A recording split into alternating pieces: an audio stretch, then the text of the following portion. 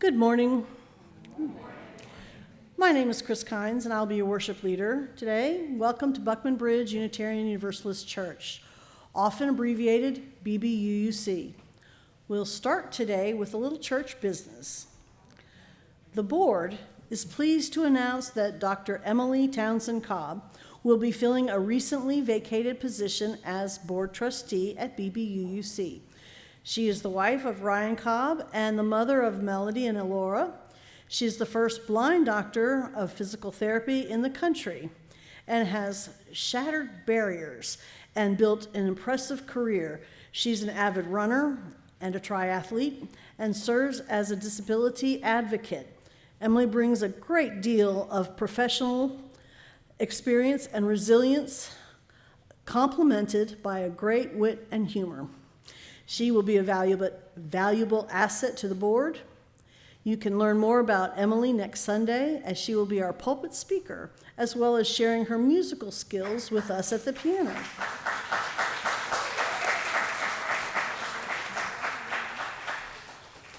Thank you for serving as trustee, Emily. Also next Sunday is our monthly collection of non-perishables for St. Mary's Food Pantry. Your donations will be received with gratitude by the community it serves. Be sure to check out your order of service each week for additional announcements and event dates. Some of you may remember our returning guest musicians, Bill and Paula Prince. These talented musicians each play several different instruments.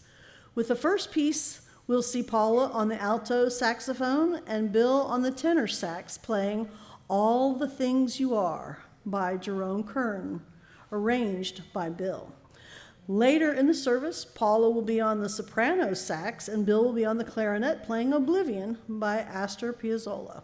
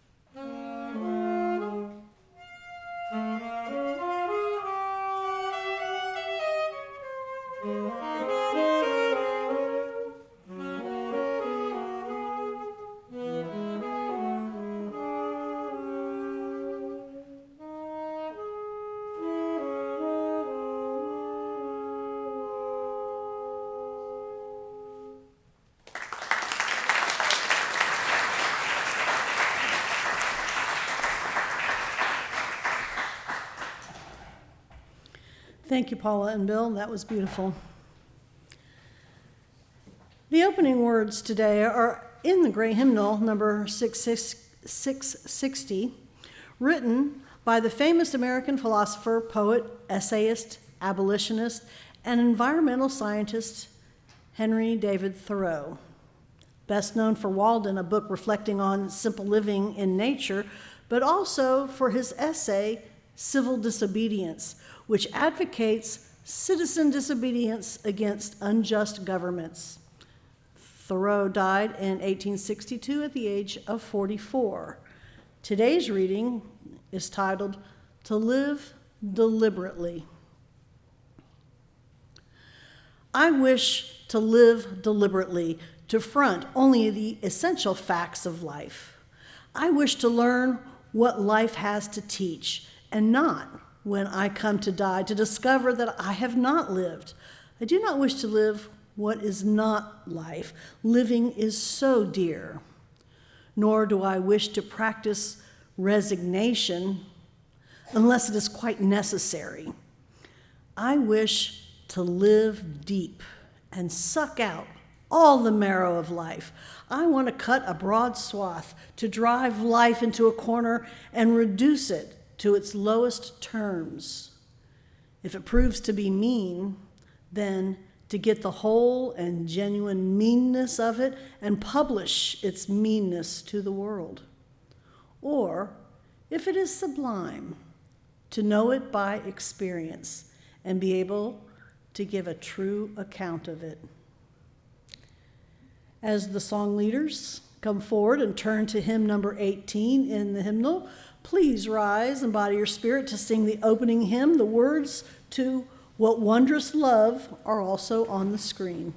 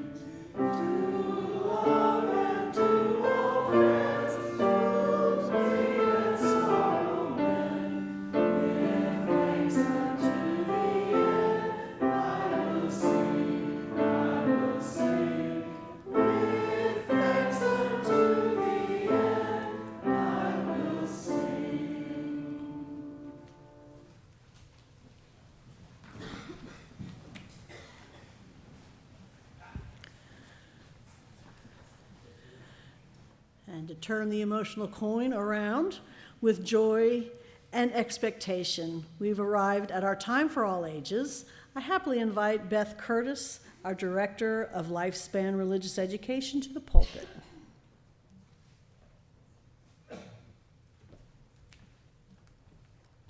Good morning. Good morning. This morning I'll be reading a very special book to you called Always Remember. It was written by C.C. Ming and beautifully illustrated by Jago. In the end, on his very last day, Old Turtle swam his last swim and took his last breath. With his life complete, the gentle waves took him away. By dawn, everyone who knew Old Turtle knew he was gone. The turtles, playing in the reef, remembered how he taught them to swim. Old Turtle had been a good teacher, and the turtles would always remember. The broad-backed humpback whale remembered how Old Turtle swam alongside her and kept her company when she became separated from her pod. Old Turtle had been a good friend, and the whale would always remember. The sea otters remembered how Old Turtle would dive and play with them and make them laugh. Old Turtle had loved to have fun, and the otters would always remember. The dolphins remembered how Old Turtle was curious about the unknown and bravely swam far out to sea. Old Turtle explored the darkest waters and discovered glittery jewels to show his friends. And the dolphins would always remember. Once, a terrible storm tossed and turned the ocean for 3 long days. A starfish was torn from her rock and swept away. When the waves became calm again, Old Turtle looked for her and found her and carried her home. And the starfish would always remember. When Old Turtle found a manatee tangled in the fishing net, he snipped and pulled until the manatee was free. The manatee told the story to his children, and they told the story to their children. Old Turtle would never be forgotten. Once upon a time, there was an old turtle. He was a wonderful teacher and friend. He loved to laugh and have fun. He explored the unknown and discovered great things. He showed kindness and strength, and he made his world a better place. And when he was done, the ocean took him back. But what he left behind was only the beginning. And that is the end of our story. Always Remember is such a gentle story about how each one of us will indeed always be remembered, not for our possessions or our achievements, but for the simple, meaningful ways in which we touch each other's lives. When Old Turtle was gone, the animals remembered him not with sadness, but with love, because of the way he made life better for others. He reminded them to be brave, to be curious, to be kind, and to have fun. And because of the way Old Turtle lived his life, he lives on even after he's gone. This story reminds us that what matters most is how we treat each other, and that when we live in kindness, courage, and the spirit of wonder and joy, we live into our UU values and leave behind a love that lasts. Indeed, a love that ripples outward long after we're gone. I now invite Elora to come forward and light the children's chalice, which passes the flame of religious exploration from one generation to the next. As Elora leads the children back to their classes, I ask the congregation to remain seated as we sing hymn 413, Go Now in Peace.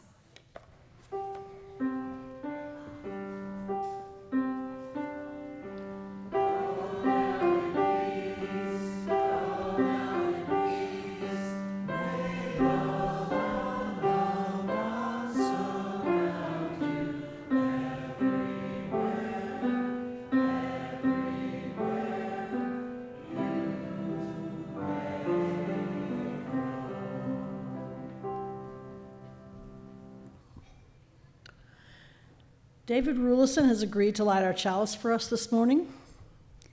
The chalice light reminds us that this is a house of reflection and contemplation, of joy and sorrow, friendship, sharing, and laughter. We come to this religious community from many paths and with diverse needs. If you have come here seeking comfort, may your pain be soothed. If you have come here looking for answers, may you find new questions. If you have come here seeking purpose, may your call be awakened. If you have come here hoping to build a new way, may the path open before you. Thank you, David.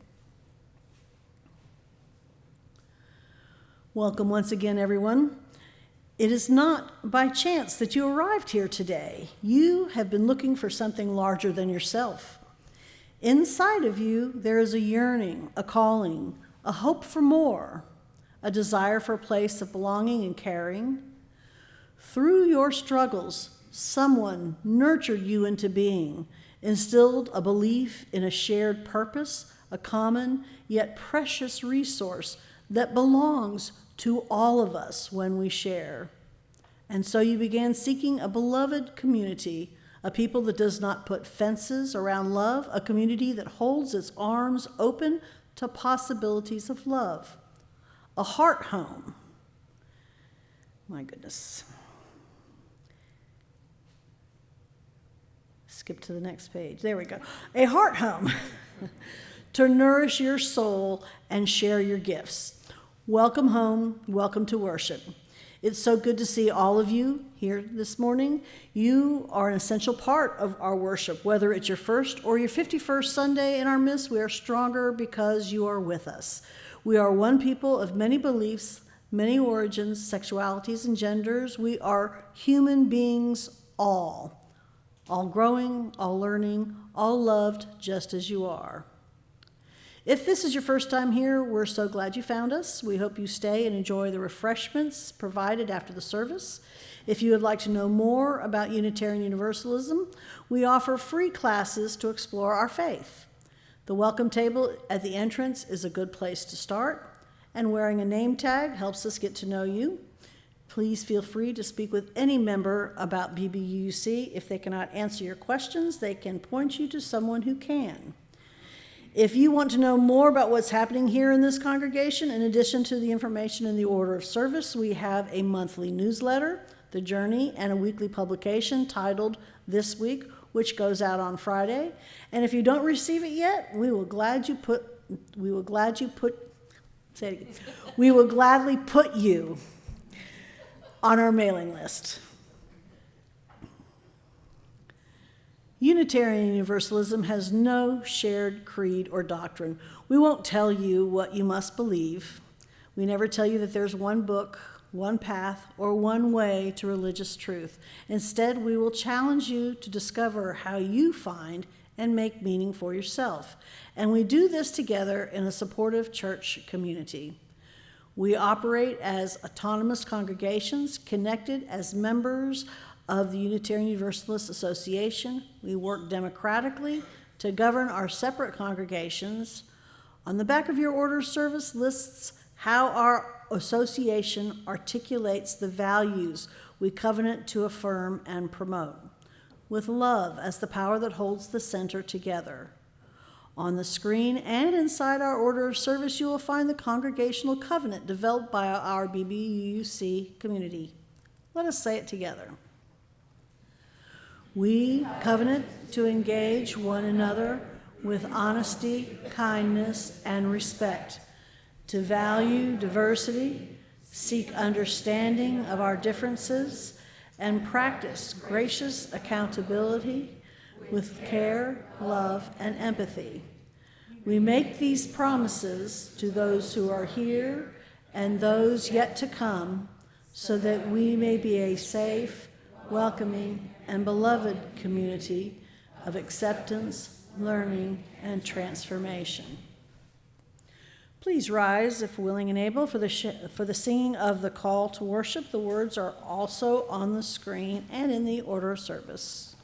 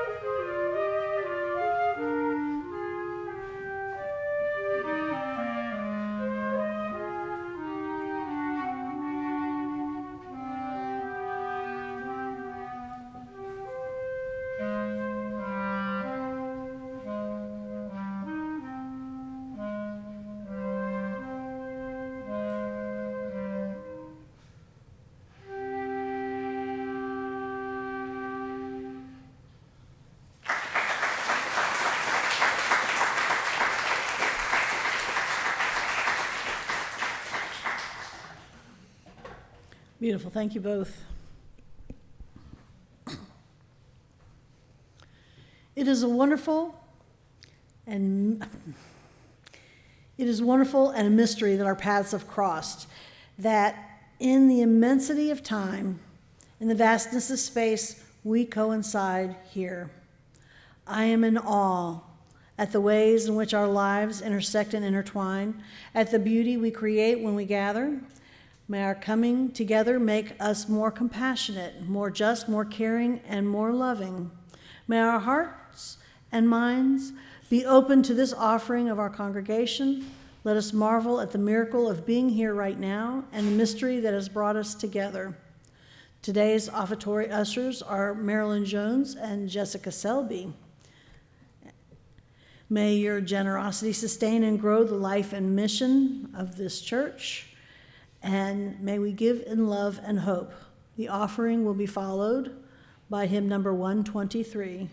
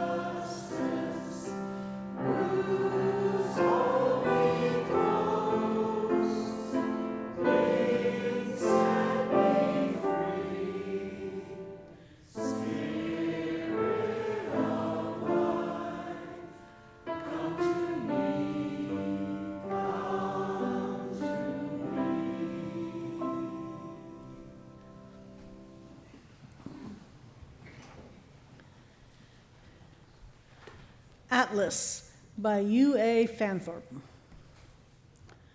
There is a kind of love called maintenance, which stores the WD-40 and knows when to use it, which checks the insurance and doesn't forget the milkman, which remembers to plant bulbs, which answers letters and knows the way the money goes, which deals with dentists and road fund taxes and meeting trains and postcards to the lonely.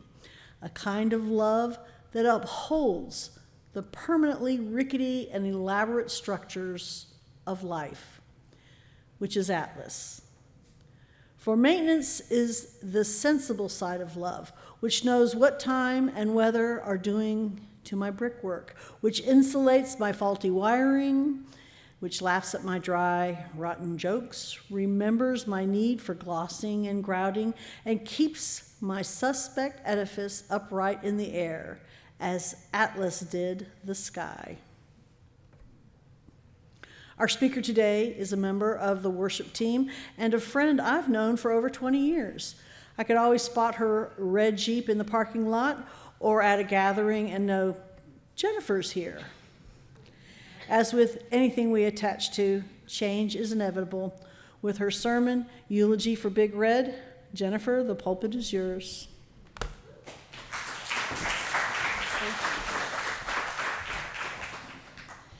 Good morning, everyone. I want to share my story with you and some takeaway lessons, and maybe you see yourself in some of this. In 1987, I was a young soldier in the Army, feeling so grown up with my new life and a regular paycheck. So shortly after being assigned to a base in Virginia, I went and I bought a new car. It was not that new car. It was a bright red Yugo. In case you are unfamiliar with the Yugo, it was the epitome of a first-time buyer's car. The questionable result of pairing a Yugoslavian automaker with Fiat engines.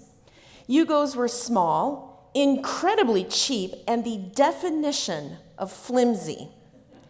My dad called it a Coke can with wheels. I routinely snapped off the window handles, crank window handles, partly because they turned counterclockwise to how most cars in America work, but mostly because they were incredibly cheap. When I first moved to Texas, there was an auto dealer who advertised, buy one of our not cheap cars, and we'll throw in a Yugo for free. It's the best BOGO I've ever seen. It wasn't my first car, but it was the first new car I had ever had. It got the job done, but obviously durability and safety were not high on my shopping list when I bought a Yugo. By 1990, I was a new mom. If you've ever tried to put a baby in a rear-facing car seat in the back of a two-door compact car, you understand the beginnings of my problems. Not only was navigating the ins and the outs difficult, there was barely room enough for me, baby, car seat, stroller, diaper bag.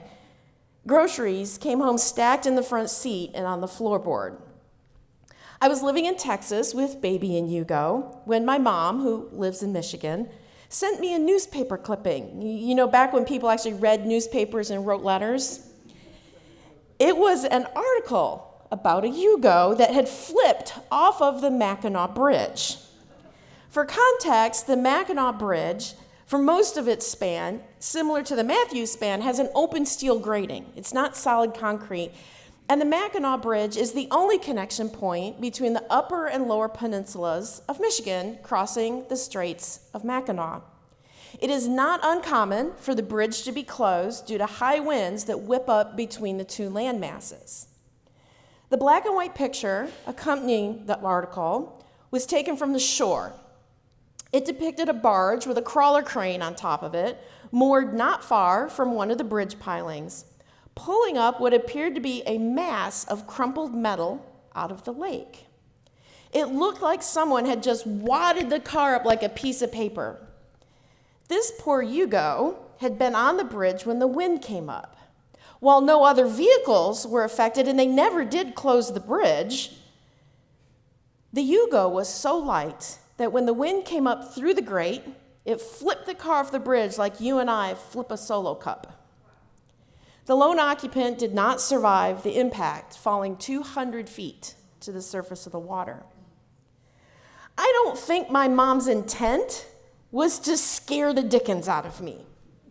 As a new mom, though, all I could think about was how tiny and fragile my Yugo was and how tiny and fragile my daily traveling partner was. So with baby on my hip, I walked into the San Antonio Jeep dealership intent on buying myself a new Cherokee.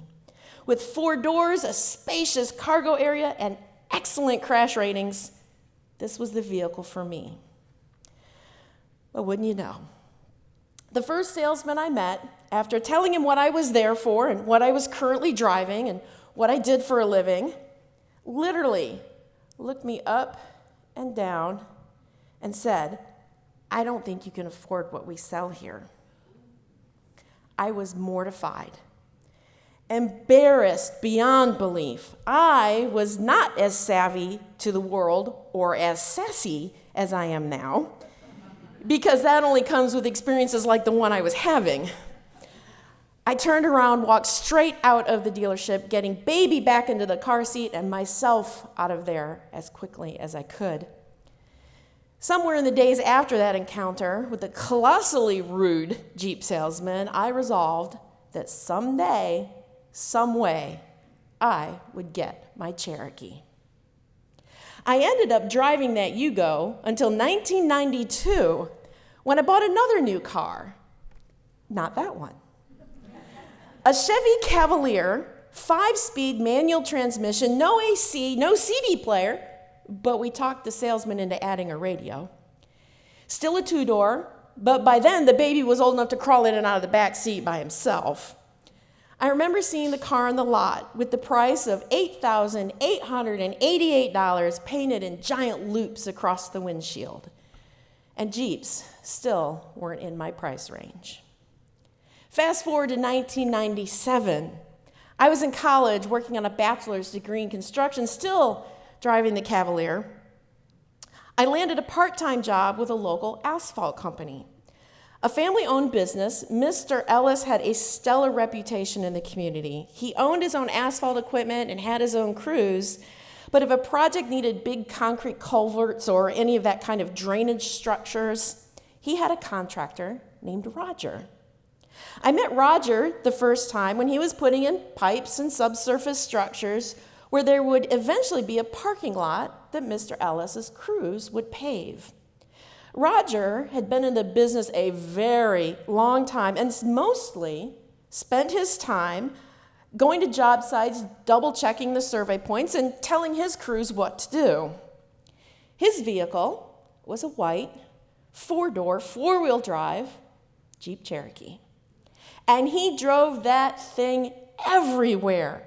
"It has so much room in the back," he said, that he could carry all of his survey equipment and still have room to put people in the back seat. "It's indestructible," he said. And this was coming from a man who drove where the roads were still being built. Roger and his white Cherokee reminded me of the promise I had made to a younger version of myself. So upon graduation from college, I again walked into a Jeep dealership, this time in Savannah, Georgia. Armed with a letter from my new employer detailing my salary, it was a much different experience. I test drove one of the many Cherokees they had. "I really want the bright red, not the darker chili pepper red," I told the salesman, half expecting him to say, "This is what there is, take it or leave it." "No problem, ma'am. We can get that color for you the day after tomorrow." Nice. On a Saturday morning in June of 1999, I drove my new Cherokee home. Big Red and I have spent 26 years together. She got a trailer hitch and moved us from Florida to Georgia, one trailer load at a time. We were rear-ended on I-95 and rolled onto the driver's side when she was still so new she had a paper tag. Insurance fixed her, we kept going. We drove to Texas to visit a college friend. She took us to the Tennessee mountains multiple times. Pigeon Forge happens to be exactly halfway between my house in Jacksonville and my parents' house in Michigan. So we met there 10 years ago, my dad bringing the cradle he hand-built for his first great-grandson, which Big Red carried home to Jacksonville. Big Red was sitting in the parking lot next to the barracks at Fort Stewart when I returned from my Iraq deployment. I saw her as our bus passed that parking lot on the way from the airfield to the parade field, where I would see my family for the first time in almost 9 months. And while I'm less emotional now, you should have seen me when the mechanic called to tell me there's a knock in the lower end of the engine. It was April 15th. She had only gone in for an oil change. Big Red, though, was terminally ill. The only solution, a new engine. With more than 368,000 miles, a roof rusted through on the side that we rolled over onto so long ago, and a relative value of about $1,800, putting $8,000 to $10,000 worth of engine just wasn't logical. I thought about it for a minute anyway. I mean, I just bought brand new 3,000-mile tires like 4 months before that. As you can tell, I have a serious emotional attachment to a car. It's an unfeeling mass of metal and machinery, but I use a gendered pronoun when I talk about her, and she has a name. I cried a lot those few days. I mean, a lot, like open weeping. My husband thought I was seriously overreacting. Even I could not explain my reaction. I thought maybe I had lost just another little chunk of my mind. But with some reflection, it became obvious that I was grieving.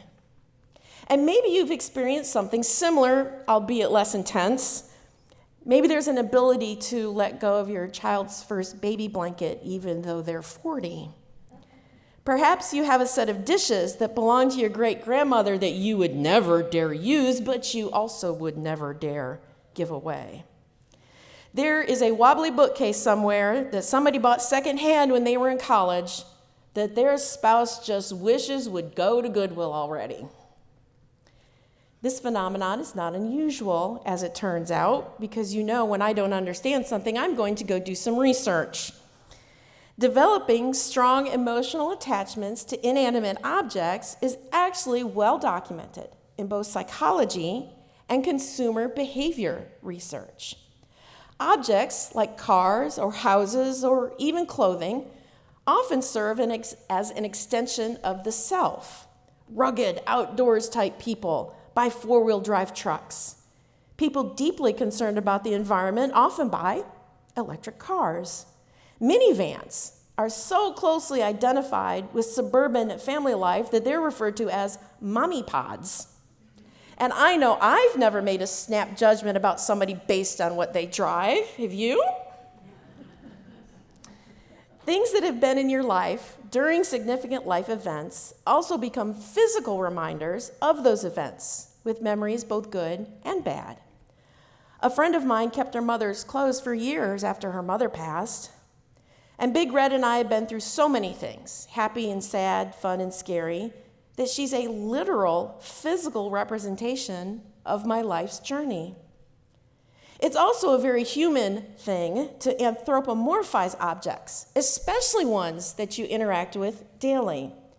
I know Big Red can't hear me when I pat her dashboard and tell her good job for getting me home through one of Florida's torrential downpours.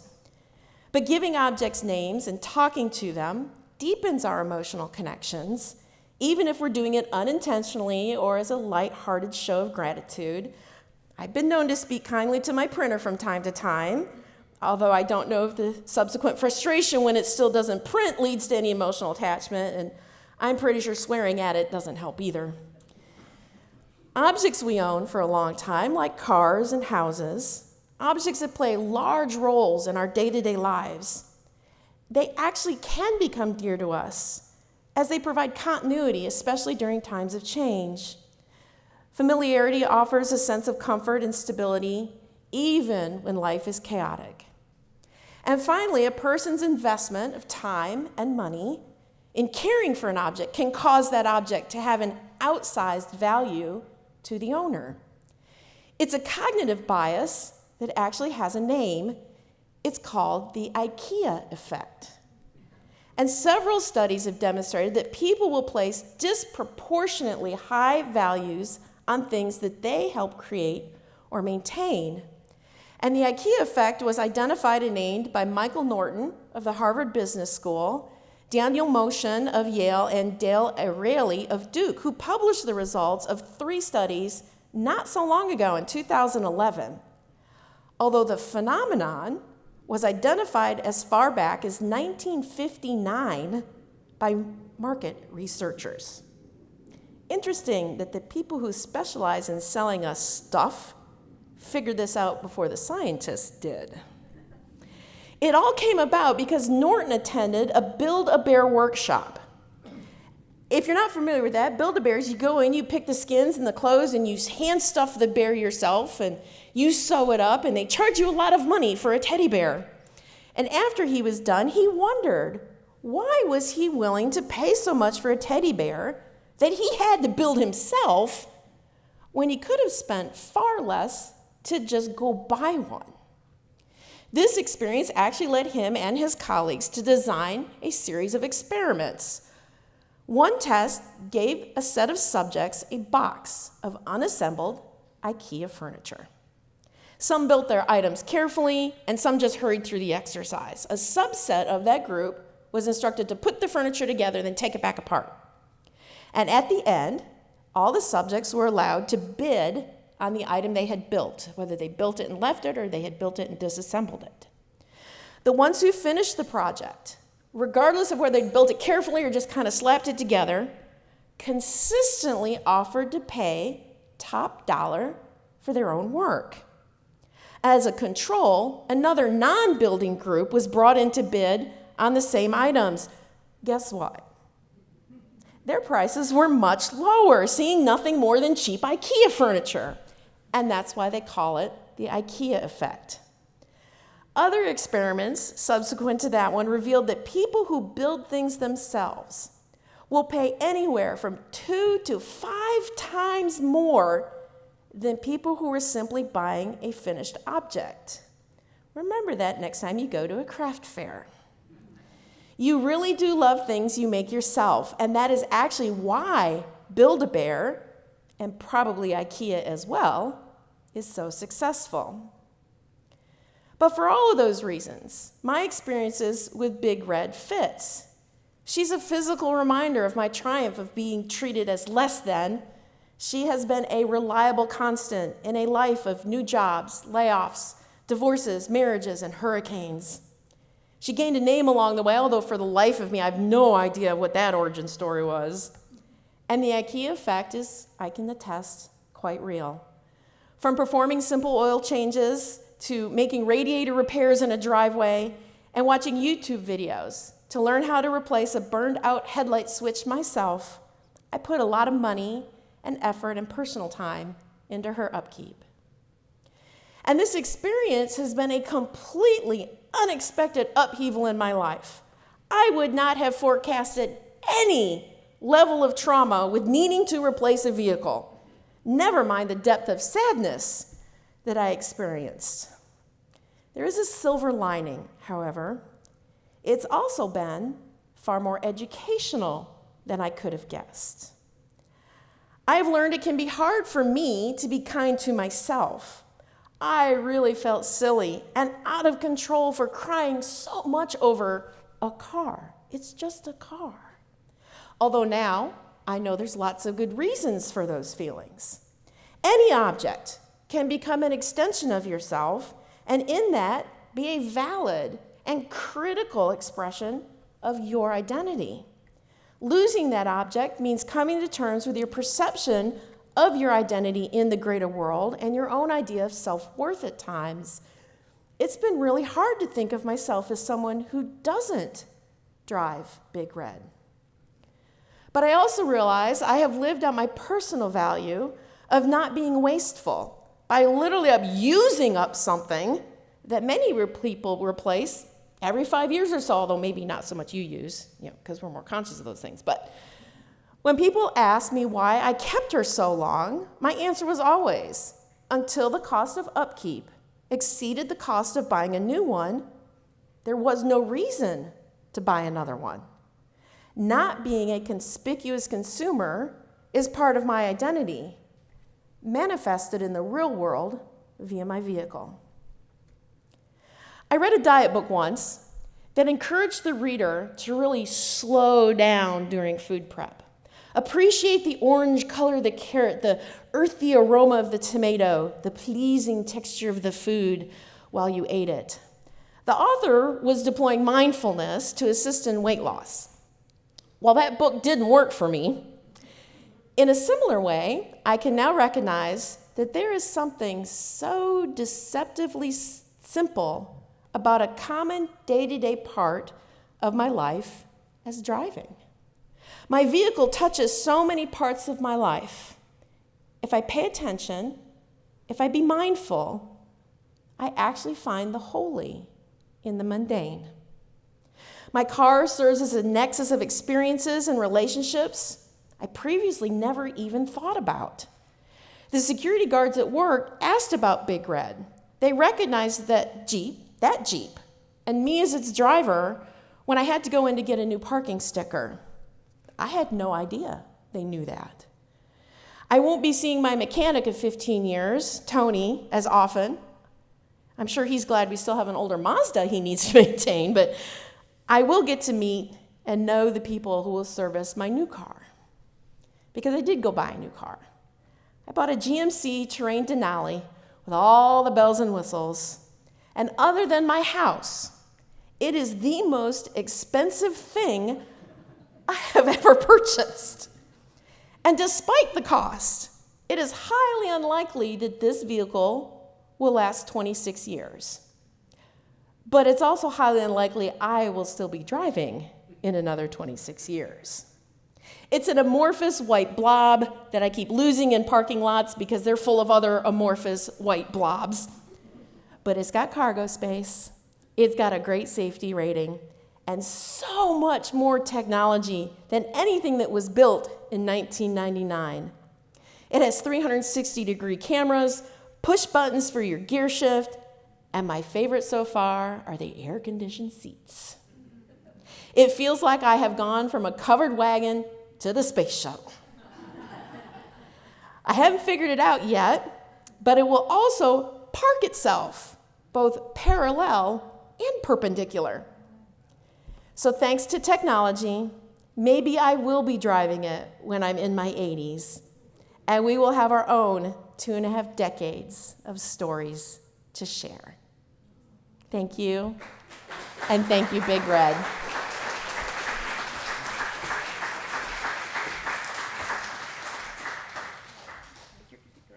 Where'd it go? I know. Where is old Red? She's in the backyard. Top of your Christmas tree.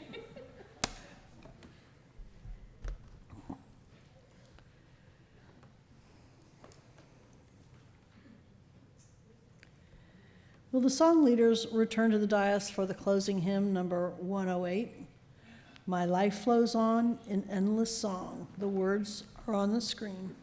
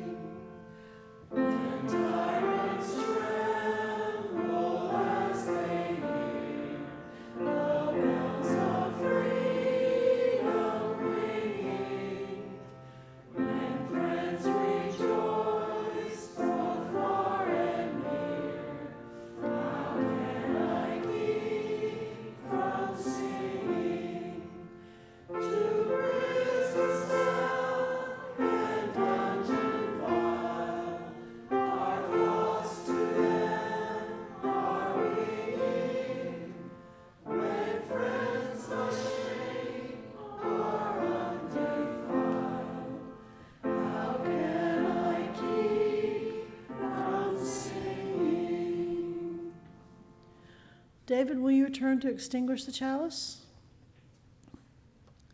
The purpose of this community is to help its people grow, by Eric Walker Wilkstrom.